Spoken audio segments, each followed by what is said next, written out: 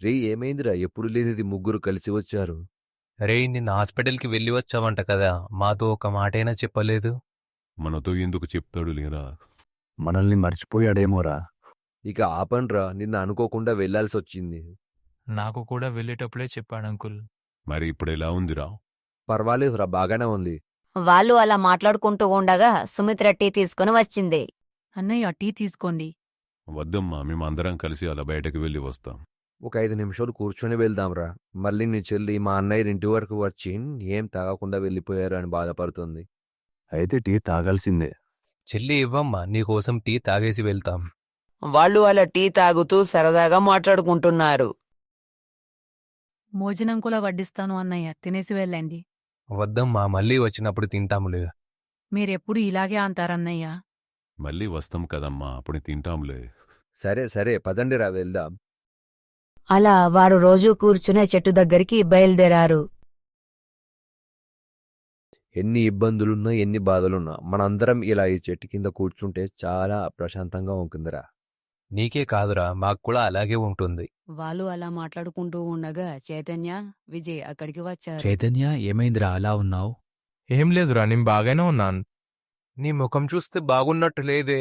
ఏమైందిరా? మాకు చెప్తే నీ బాధ కొంచెమైనా తగ్గుతుంది కదా. అది చెప్పుకునే విషయం కాదంకుల్. ఆ విషయం చెప్తే నా పరువే పోతుంది. ఇక్కడ అందరూ మన వాళ్ళే ఉన్నారు కదా, పర్వాలేదు చెప్పు బాబు. చెప్పరా, ఏమైంది? నన్ను ఒక అమ్మాయి చాలా ఇబ్బంది పెడుతుందిరా. నువ్వేం ఏదో పని చేశావో అందుకే ఇబ్బంది పెడుతుంది. నేనేం చేయలేదురా. నీ గురించి నాకు మొత్తం తెలుసులేరా. చెప్పు, ఏం జరిగింది? నేను ఆ అమ్మాయి లవ్ చేశానురా. అదే విషయం. కానీ ఆ అమ్మాయి నన్ను మోసం చేసిందిరా. అవునా? నేను సిన్సియర్గానే లవ్ చేశానురా, కానీ ఆ అమ్మాయి నన్ను సిన్సియర్గా లవ్ చేయలేదు. అరే బాధపడకురా. నాకు బాధేం లేదు మామ, కానీ ఆ అమ్మాయి రోజు నన్ను చాలా టార్చర్ చేస్తుంది. అవునా, అసలేం జరిగింది పూర్తిగా చెప్పురా. నాతో చాలా డబ్బులు ఖర్చు చేయించిందిరా. డబ్బులు ఖర్చు అయితే పర్వాలేదు, కానీ నాతో లైఫ్ లాంగ్ ఉంటా అని చెప్పి మధ్యలోనే నన్ను వదిలేసి మోసం చేసిందిరా. నువ్వేం బాధపడకురా. తను నిన్ను నమ్మించి మోసం చేసింది కాబట్టి తనపై మోసం మరియు మోసపూరిత నమ్మకద్రోహం కేసు వేయొచ్చు. అవునా? అయితే దానిపై కేసు వేద్దాంరా. అంతేకాదురా, నిన్ను ఫోన్ ద్వారా కాల్ చేసి వేధించిన, సోషల్ మీడియా ద్వారా ఇబ్బంది పెట్టిన, తనపై ఇన్ఫర్మేషన్ టెక్నాలజీ యాక్టు ప్రకారం ఆమెపై కేసు వేయొచ్చురా. ఇదేదో బాగుందిరా. దానిపై కేసు వేసి దాన్ని జైల్లో కూర్చోబెడదా. ఎందుకు మా కేసు వేయడం? చెప్పి చూద్దాం, వినకపోతే కేసు వేద్దాం. దాని గురించి నీకు తెలీదురా. అది నన్ను చాలా టార్చర్ చేసింది. ఇలా కేసులు వేసుకుంటూ పోతే ఇప్పటికీ నీపై 20-30 కేసులు ఉండేవి. ఊరుకోరా, మన విషయాలు బయటకు చెప్పుకూడదు. సరేరా, తను మళ్ళీ కాల్ చేసి ఇబ్బంది పెడితే నీకు చెప్తానులే. నువ్వు అమ్మాయిల వెంట తిరగడం మాని, లేదంటూ ఊర్లో ఉన్న అందరూ నీపై కేసు వేస్తారు. లేదు మామ, నేను ముందులా లేను, చాలా మారిపోయాను. అవును, నువ్వు చాలా మారిపోయావు. మొదట్లో అమ్మాయిలకు డబ్బులే ఖర్చు చేసేవాడివి, కానీ ఇప్పుడు బొంబురు కూడా రషిస్తున్నావు అంట కదా. ఎవరో నీకు అబద్ధం చెప్పినట్టున్నారు మామా. నీకు మొదట్లో 20 ఎకరాలు ఉండే, ఇప్పుడు 15 ఎకరాలు అయింది. అదేలారా? నీకెలా తెలుసురా? అప్పట్లో తాతలు అమ్మేవాళ్ళు, ఇప్పుడు మనమన్లు అమ్ముతున్నారు. మీ తాతగారు చాలా కష్టపడి సంపాదించిన ఆస్తి బాబు, అది వృధాగా ఖర్చు చేసుకోకు. ఇక్కడ ఉంటే నా పరువు పోయేలా ఉంది. మళ్ళీ కలుద్దాంరా. కొంచెం జాగ్రత్తగా ఉందరా, లేదంటూ ఉన్న భూములు కూడా అమ్ముకోవాల్సి వస్తుంది. ఓకే, బాయరా. చైతన్య అక్కడ ఉంటే అతని పరువు పోయేలా ఉందని అక్కడ నుండి ఈ వెళ్ళిపోయాడు. రోజుల్లో పిల్లలు ఇలా తయారవుతున్నారేంట్రా. వర తాత వర నాన్న చాలా కష్టపడి పనిచేస్తూ సంపాదిస్తారు. వీడేమో కష్టపడి చెమటూర్చి ఖర్చు పెడతాడు. రేయ్, నువ్వు ఊరుకోరా. వాడు మంచివాడే అంకుల్, కానీ ప్రతి మనిషిలో ఒక లోపం ఉంటుంది కదా, వీడికి ఈ లోపం ఉంది. బాబు విజయ్, మా వారికి ఇలాంటి అలవాట్లు ఉన్నాయా? నన్ను అనుమానిస్తున్నావా నాన్న? లేదంకుల్, వీడు కొంచెం అలరి పనులు చేస్తాడు, కానీ ఇలాంటి అలవాట్లు లేవు. అంకుల్, మరి మీరు మీ అబ్బాయి గురించి అడిగారా? మా అబ్బాయి గురించి నాకు తెలుసు. వాడు లవ్ చేయడు, ఒకవేళ లవ్ చేసినా తప్పు చేయడు. నేను వాడిని ఏమనను, ఎందుకంటే లవ్ చేయడం తప్పు కాదు, సిన్సియర్గా లవ్ చేయాలి. లవ్లో ఎలాంటి తప్పు చేయకూడదు. నా కొడుకు గురించి నాకు బాగా తెలుసు, వాడు ఎటువంటి తప్పు చేయడు.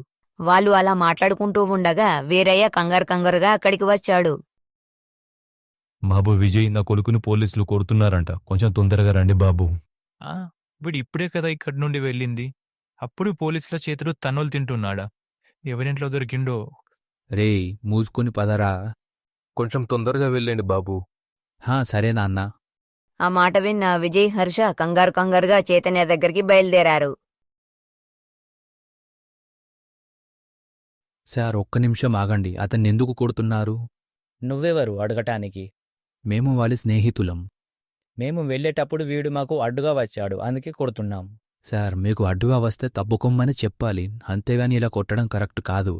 మాకిష్టం వచ్చినట్టు చేస్తాం, మీరేం చేసుకుంటారో చేసుకోండి. హర్ష పోలీస్ని వీడియో తీరా. సార్ మీరు వాడిపై ఒక్క దెబ్బ వేసినా మేము మీపై కేసు పెడతాము అండ్ మీ పై అధికారులకు కంప్లైంట్ ఇస్తాము. ఇవ్వండి, మీ కంప్లైంట్ ఎవరు తీసుకుంటారో నేను చూస్తాను. నేను మీ స్టేషన్కి వెళ్ళి కంప్లైంట్ ఇవ్వాల్సిన అవసరం లేదు. కంప్లైంట్ పోస్ట్లో కూడా పంపించొచ్చు. అంతేకాదు మీరు మా ఫ్రెండ్ కొట్టిన వీడియో ప్రూఫ్ కూడా మా దగ్గర ఉంది. ఒక్కసారి మీపై కేసు నమోదు చేస్తే మీకు 6 నెలల జైలు శిక్ష పడుతుంది లేదా ఫైన్ పడుతుంది. ఐపీసీ సెక్షన్ 323 ప్రకారం మీకు కారణం లేకుండా కామన్ మ్యాన్ని కొట్టే రైట్ లేదు. సో సారీ చెప్తారా లేదంటే కంప్లైంట్ ఇవ్వమంటారా? సార్ వాళ్ళకు సెక్షన్స్ బాగా తెలుసు అనుకుంటా, వీడియో ప్రూఫ్ కూడా ఉంది. మనకెందుకు సార్ వీళ్ళతో గొడవ? ప్లీజ్ సారీ చెప్పండి సార్, తొందరగా వెళ్ళిపోదాం. సారీ బాబు. అందరూ చూస్తుండగా కొట్టి ఇప్పుడు మెల్లిగా సారీ అంటే ఎలా? అందరికీ కనిపించేలా చేతులు జోడించి చెప్పండి. సారీ బాబు. వారు అలా చైతన్యకి క్షమాపణలు చెప్పి వెళ్ళిపోయారు.